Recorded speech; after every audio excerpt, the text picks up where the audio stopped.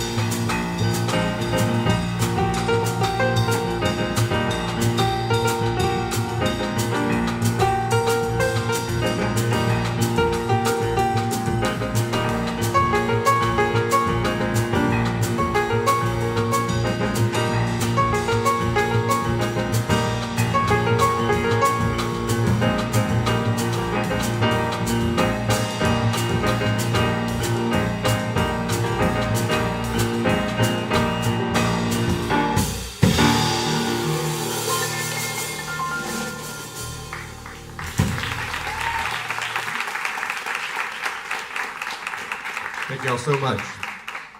So the Charlie Brown Christmas special, we actually have Willie Mays to thank for this special. There was a producer by the name of Lee Mendelson, and he did this really cool documentary on Willie Mays, painting him out to be basically the best baseball player, particularly at the time, if not one of the greatest of all time. It was a really well-received documentary, and off of that, Lee Mendelson he was trying to figure out what he was going to have his next documentary be on. And he said that after making a documentary about the greatest baseball player of all time, he wanted to make a documentary about the worst baseball player of all time, Charlie Brown. So he decided, because he was a big fan of Charles Schultz, and he wanted to do a documentary on Schultz and how the whole Charlie Brown gang came together. And also, about a year prior to this, there was an ad out on the television for the Ford Falcon. If anybody remembers that car, I don't. I'm not that old, thank goodness. But however that car, that commercial for the car actually had some animated characters. The first time Charlie Brown's character or Charles Schultz's characters had been, on television versus just in print, and they had a great visual artist. Was animator? Not animator. Not cartoonist. He's I'm trying to think of whatever the guy is or the girl is who takes the picture and then puts it on the television and makes it move around. That's an animator. Animator. I was right the first time. Why did I question that? I questioned a lot of things. So the animator. His name is Bill Melendez, and he had done some stuff for Charles Schultz. So he called up Charles. He called up Bill Melendez, and they put together this whole documentary. They made it, and lots of interviews with Charles Schultz, and then a bunch of small animations throughout. And so then he took that documentary that they made, and they went to try and sell it, and absolutely nobody bought it. Nobody was remotely interested in hearing about Charles Schultz or about seeing Charlie Brown on the television. So it was basically dead in the water. And then after all that had been done, it was a little while later that Lee Mendelson got a phone call from Coca-Cola, and they said, "Hey, listen, we've been thinking. I know you had the special rolling around, this documentary on Charles Schultz. What do you think about doing another documentary and making it all about like a 30-minute special, make it all about Charlie Brown?" He said, yeah, we can do that. Now he's saying, yeah, we can do this. And later he said, I flatly just said yes because we had spent all this time and effort and money in making these. And I never once thought to ask Charles Schultz if he wanted to do a commercial for Coca-Cola. I just said yes. And then the next sentence he heard was, great. So we need you to come pitch it 5 days from now in Atlanta, and it's going to be a Christmas special. And then they hung up the phone. So then he had to call Charles Schultz and go, hey, what do you think about making a Christmas special? If you want to do it, we have to fly to Atlanta in 5 days and pitch this entire show to the ad execs at Coca-Cola. They flew down, and obviously, as we know, it was picked up. And they decided they wanted to write a story based around a school play. There were two pieces: a school play and a pretty modest Christmas tree, if you will. That was the tenets for the story. So naturally, we're going to have on the soundtrack a really cool rendition of "O Tannenbaum" or "Old Christmas Tree." So we're going to play that for you guys right now.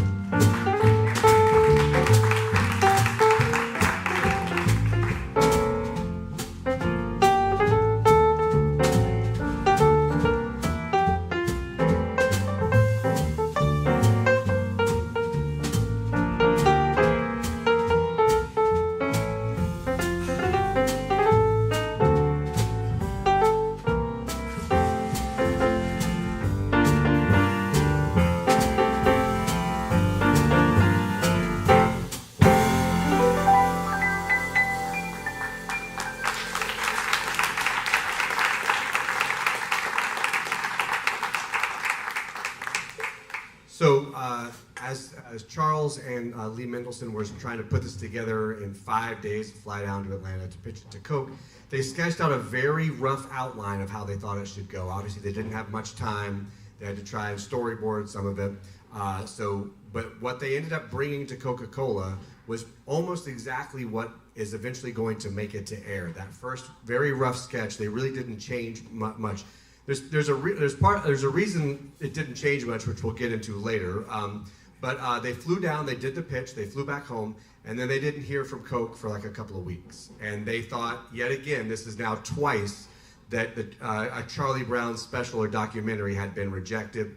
It turned out that that the contact who was basically their main contact for this happened to be in Europe, and basically once they eventually got home, they reached out and said, hey, yeah, we're going to do this. And that exact same contact, the same one that said, great, you have to come down in 5 days and pitch the whole thing, then turned around and said, you got the gig, here's the thing, we need it for this Christmas, which is in less than 6 months. And so Charles Schultz, Lee Mendelson, and Bill Melendez, the three of them had never put together a half-hour animated special. None of them had any idea what they were doing or how they were going to pull this off in 6 months. So they got to work pretty quickly. Charles Schultz had a couple of things that he just would not budge on. Number one, he wanted to make sure that this was talking about the true meaning of Christmas. One of his big pet peeves in the 60s, this was 1965, 1966, was that Christmas had become too commercialized, and he wanted to make sure that the Christmas special was about getting away from commercialization. Now's a good time to remind you that this was an advertisement for Coca-Cola. But he was very strict about that. He was very religious, and he wanted to make sure that there was somewhere in there was a Bible verse about the true meaning of Christmas. So this was the first time an animated character, a cartoon character, was going to do something like this. I mean, you try to picture Elmer Fudd like somehow starting to talk about moral philosophy or religion. This just was not something that people were used to seeing cartoon characters do. So this was a really big deal to try and have a cartoon character talk about something like that. And he also thought that one of the cool things about Christmas is the timelessness of its music. There's some Christmas tunes that we listen to that were written in the 15 or 1600s, and then you have some Christmas tunes that were written by Mariah Carey, right? It really just goes over this entire, decades and decades you can pull Christmas songs from. So that's what he wanted. He wanted a combination of very traditional Christmas songs and also a bunch of new Christmas songs. And so we get a really nice mix on the album, which is one of the things that he was intentional about. We're going to do one of those tunes for you now. It's only in the actual TV show for just a couple of seconds, basically. It's while they're out skating on the pond and trying to basically drink the snowflakes that are falling. So, but on the record, it goes for a little bit longer. It's a beautiful tune. I enjoy it. I hope you guys do too. It's entitled Skating.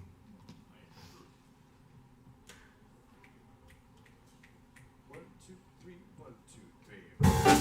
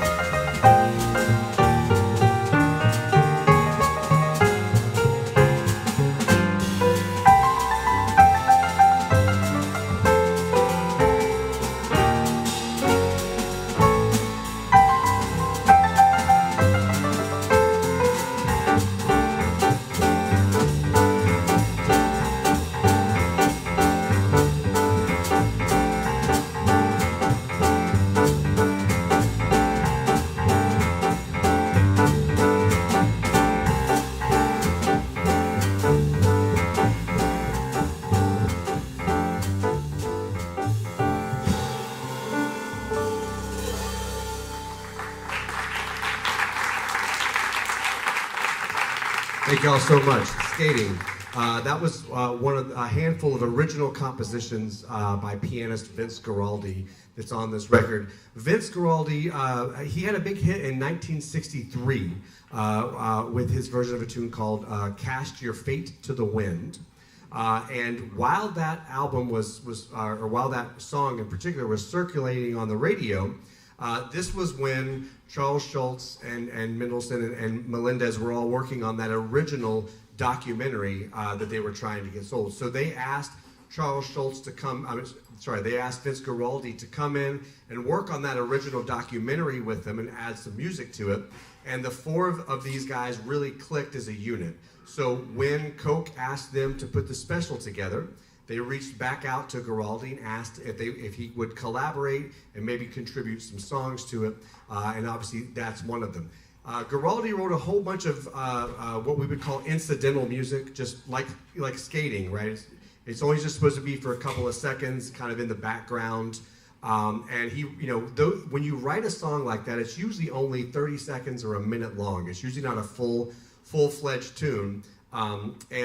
This next song we're going to play was exactly that. It was basically, I think the original version was like 30 seconds long. It was just incidental music that he just scratched out, just for filler. And as they were putting the special together, and you're putting the animation and trying to match music to it, Schultz and Mendelssohn kept referring back to this one piece of music. And they kept using it over and over again. They said, well, this scene actually that would sound really good for this as well. This would eventually become the main theme from the Christmas special, and they eventually... Oh. JB, it looks like the batteries are dead. Luckily, I have a loud voice. When they started putting this little piece of music in a bunch of places, they realized that they needed a longer version. So he wrote an entire song to it, or he finished writing it, and then he added lyrics to it, and eventually added vocals to it as well. We're going to play that song for you right now. Again, it wasn't even really supposed to be a song at all, and it is probably the most well-known song, or second most well-known song from this special. It's the one we mostly think of. It's a beautiful tune entitled "Christmas Time is Here." And then after that, we're going to do his rendition of, he takes the Little Drummer Boy, and he puts his own twist on that as well. That's called, his version is called My Little Drum. We're going to do both of those tunes back to back. So here is Christmas Time is Here. 1, 2, 3, 1, 2, 3.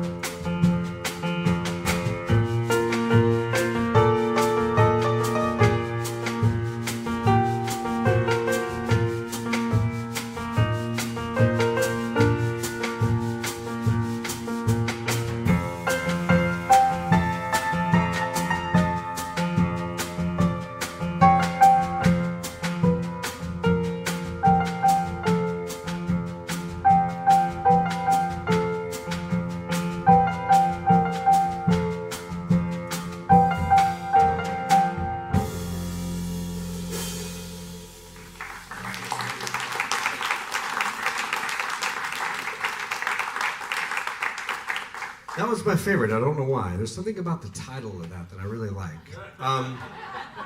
So, basically the bullets that this special had to dodge to ever make it on the air are numerous. We've already talked about a few of them. You remember that I said that the ad exec that reached out to them that said two things: A, great, you've got 5 days to pitch this, and B, now that it's yours, you have less than 6 months to put it on. The reason that was the case was because actually the beginning, in January of that year, the ad agency had put together this whole package because they wanted to do this Christmas special already all the way back in January. But basically the head of that department, this fellow by the name of James Aubrey, who was running CBS's programming at the time, he didn't want to do it because he did not believe in having those like specials. Basically, he thought that viewers were habitual, and he did not want to break his viewers' habits to change up the pace. So he flatly refused to do that special. He did that to a lot of different people who brought really cool ideas, and eventually the head of CBS, Frank Stanton, eventually let Aubrey go, basically in the summer. And as soon as that happened, the ad exec remembered that Frank Stanton was a huge Charles Schultz and Peanuts gang fan. So they said, hey, let's go back and let's ask the big man, let's ask the big boss if we can do this special. And he was like, yeah, that's great, let's do it. And so that's why, basically Charles Schultz and Mendelsohn needed a guy to get fired, basically, to have this all come together. But obviously, luckily, it did. And then once that happened, we obviously had to have this very quick turnaround, which is one of the cool things that we'll talk about later. The fact that it was such a quick turnaround actually opened the door for some really cool things that we now just think of as being normalized and all part of what makes that special unique. They probably would have never happened had it not been this rush job. I'd mentioned that the music was meant to span this, many decades and eras, if at all possible. So one of the things that Giraldi did is he found a way, as we all know from watching the special. Spoiler alert, by the way. This is a lot of spoilers if you've never seen the special. So I hope you didn't come to this hoping to not get any spoilers. But at some point, Schroeder sits down and plays some Beethoven. And what's interesting is because we've all seen that special, I thought that tune that they played, Beethoven's tune for Elise, was somehow a Christmas song. And then I found out, I did a ton of digging. I've read so many classical piano music nerd blogs on this subject. I'm going bananas trying to read all this stuff, and everyone said it was never a Christmas song. The only reason we think of Fur Elise as a Christmas song is because of the Charlie Brown special. So they stuck in this tune. So while reading all these classical piano nerd blogs, I did learn that Fur Elise was a piece that he had written and it was never published. The prevailing theory is that it was written for one of his neighbor's kids. Obviously, her name was Elise, which also explains kind of why it's like that little, it's very playful at the beginning. But it was never published, it was never meant to be published. 40 years after his passing, they were digging through manuscripts and they pulled this manuscript out, and so somebody sat down and played it and thought, yeah, this is going to be a big radio hit. We should publish this. And turns out they were right. So I attempted to play Fur Elise on the drums. It did not sound very good. I mean, it sounded great to me, but I just thought it's not really fit for public consumption. So Mike and I are going to take this one off. We're very tired. It's very hard up here to hit these things and stand. But we're going to let Miss Laura Mastari take Beethoven's big radio hit, Fur Elise.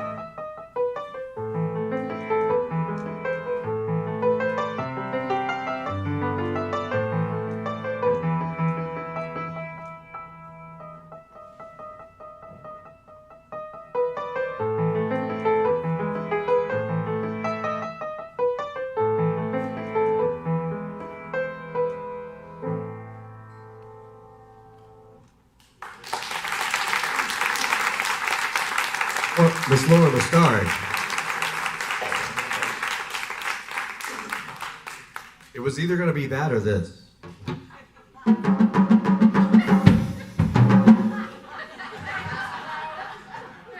Please spare her pride and tell her that her version would be better, but we all know what could have been. What could have been. Yeah, I know.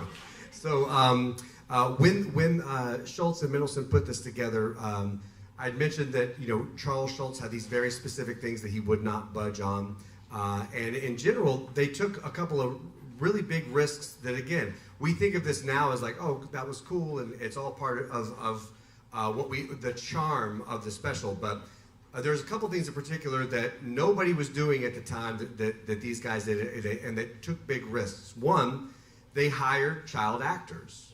That was not normally done. Usually these were, even in the cartoons like I grew up with in the 80s and 90s. Most of the actors are adult.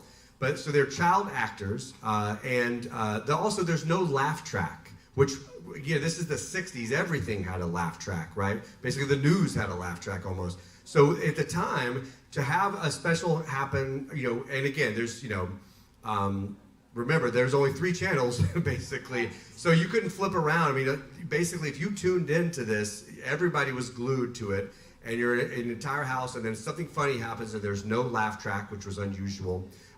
And that the soundtrack was this mix of jazz and classical.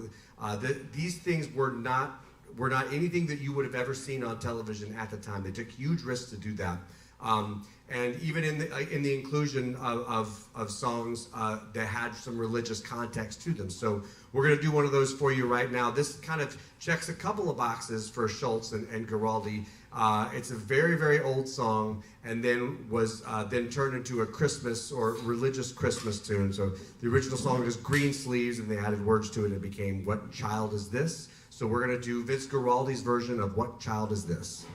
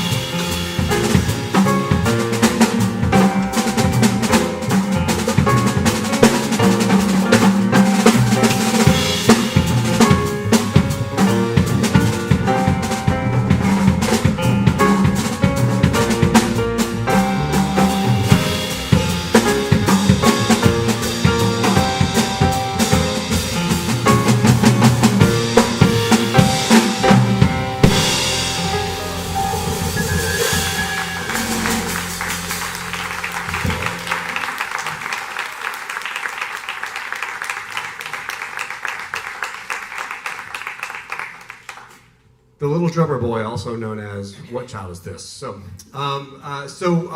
after they had mostly put the special together, particularly with all these different new pieces, child actors, a very hurried and rushed schedule, they had never done something like this before. When they got it in front of a screening room to kind of just test it out, it was them. They also had some of the folks from the ad agency, not from Coca-Cola, but the agency that Coca-Cola hired to do this, and they all watched it. Some of the interesting things that came out of it was, the actors, when you watch it, the actors, the kids, they're fumbling over their lines left and right. That was not scripted that way. That's just literally how the lines came out, and they're like, okay, that's how she said it. We're gonna write it around that, and that'll be how it is. Also, when you watch it, the animation is pretty glitchy. It's not very smooth at all. Like, it's very clearly, let's just say, it's very modest, right? And so when they showed this to the ad agency, and they finally all got to see the whole finished product, the room fell silent at the end of it. And Mendelsohn turned around to Charles Schultz and goes, "Oh my God, we have ruined Charlie Brown. Like, we killed Charlie Brown, basically." But they had only a short time to make some adjustments. Really, the only things they felt that they had time to do was that they added a few more pieces of music into some of the incidental areas, and also they felt like they needed words to Christmas Time is Here, the song that was becoming more and more, clearly becoming more and more important to the story. But they really only had a couple of days, and so Mendelssohn just literally jotted down like a couple of verses and basically said, and gave it to Guaraldi and said, see if you can find a lyricist who can take this idea and turn it into something that actually seems like poetry. Well, they couldn't find anybody on that short of a timeline. So literally the lyrics as we know them are unaltered from that piece of paper that he just quickly scratched out. Christmas time is here, happiness is cheer, etc., etc. That's exactly how we now know that song. So they added a few things like that, and then by the time all that was done, they had about 3 days to get it on the air. And so the network was like, come on, we got to see this thing. We're running out of time. So they showed it to the network, and the network absolutely hated it. They just absolutely hated it. They hated the fact that there was no laugh track, because at the time, this is 1965, one of the rival networks had a huge hit in The Flintstones. And The Flintstones obviously had a laugh track, and they obviously had much better animation, and they had adult actors, and they thought this was going to basically get them all fired.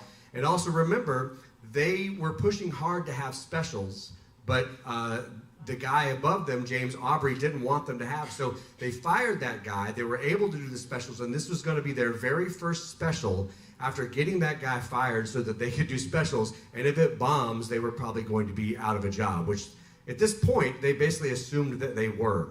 But it's been on the programming for months, and this is well before there's anything. You didn't have time to switch this sort of thing out. So the only ray of hope that they had is that they showed it to a very limited group of people, and basically nobody said anything, but one of the people in that room really liked it, and that person happened to write for Time magazine. And so about 1 day before the special aired, he wrote a piece about how it was charming and all this sort of thing, and he said, if there's one special that bears repeating this holiday season, it's the Charlie Brown Christmas special. That was the only piece of positive news they got. And then, and by the way, Coca-Cola never got a chance to see it, right? Which is great, because I'm sure they would have flipped out. But so they didn't get to see it. They didn't get to see that the entire plot is how commercialism is terrible, and the last thing you should do is sitting around watching your television getting sold Coca-Cola products, right? So luckily they didn't get to see that, and then they got to seem like geniuses by having the special on later in life. But it obviously became a huge hit, and we're going to talk a little bit more about the impact of it long term. But before we do that, we're going to play one of the other songs off of that album. It's a song we all know and love, and I have a particular soft spot for how Vince Guaraldi starts this one. It's a beautiful tune entitled "The Christmas Song."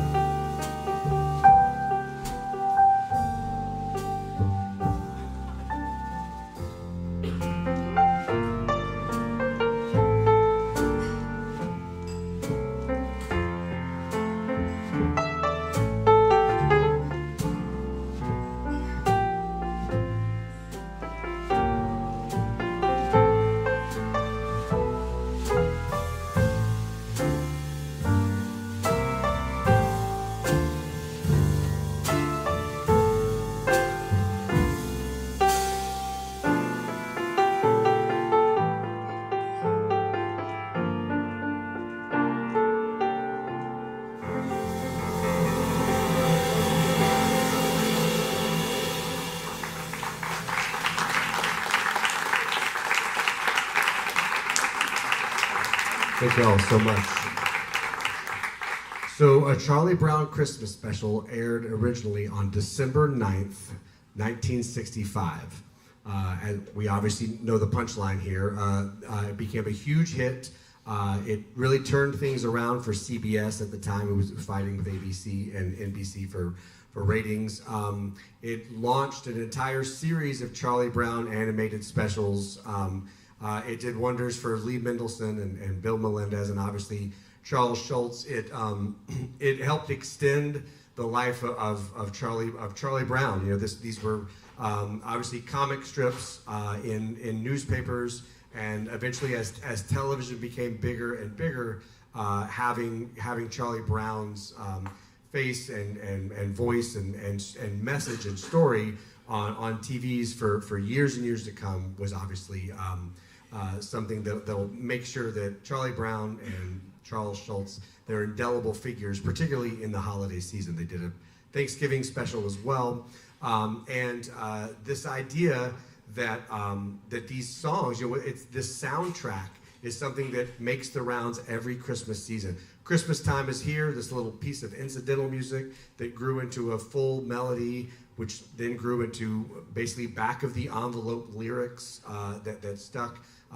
This has been recorded hundreds of times. It's been played thousands of times every Christmas season. Vince Guaraldi, I'm sure, runs to his mailbox to get those royalty checks. You think Mariah Carey's excited about Christmas? That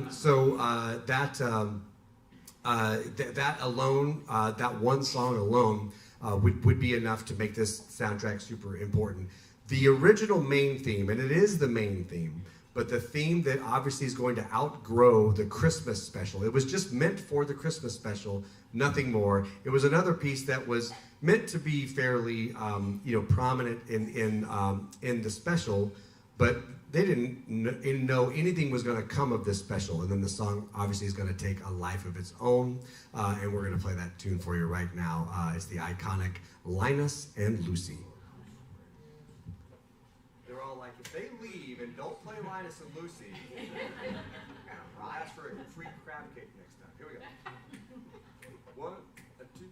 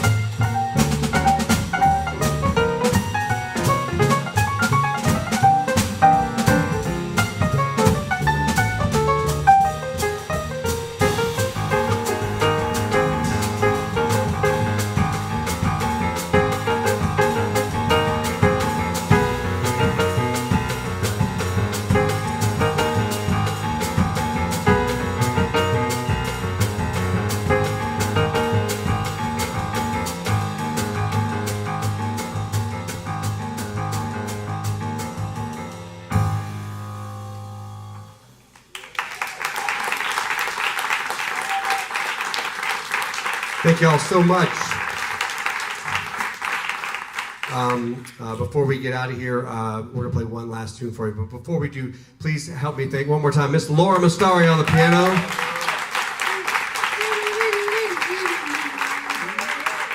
Mr. Mike Bashera on the bass.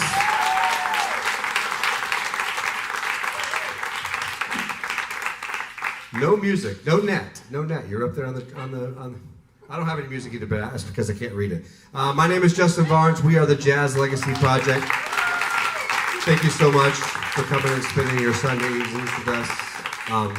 Obviously, we're right around Christmas, so we do not take it lightly that you decided to use one of your precious Sundays to come hang out with us and listen to some Christmas music.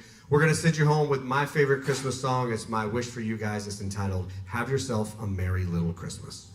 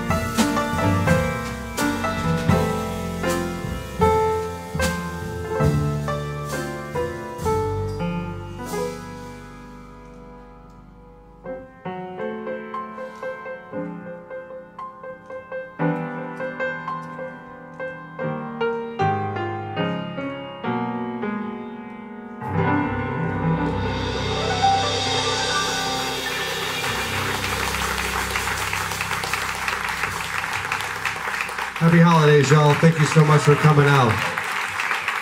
And now here's the owner of the club, Miss Tamara Fuller.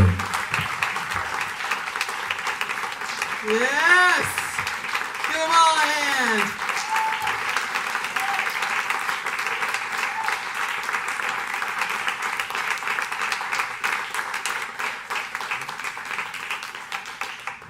Thank you for joining us tonight. Thank you for all of our loyal subscribers and our new friends coming in for the first time. We loved having you, and we'd love to have you again, including 2 weeks from tonight, our annual New Year's Eve Gala. You can sit in this room with me for hours and hours and hours until it becomes a new year. People do it. They come back every year to do it. And you can too. You can find those tickets online at thevelvetnote.com.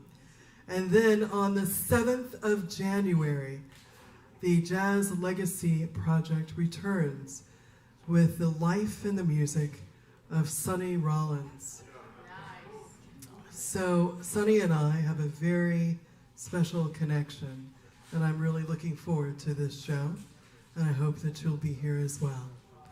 This is what we love to do, which is to bring you closer to artists who inspire you, closer to each other, and closer to the song that's in your heart. Happy holidays, Merry Christmas, and we'll see you soon.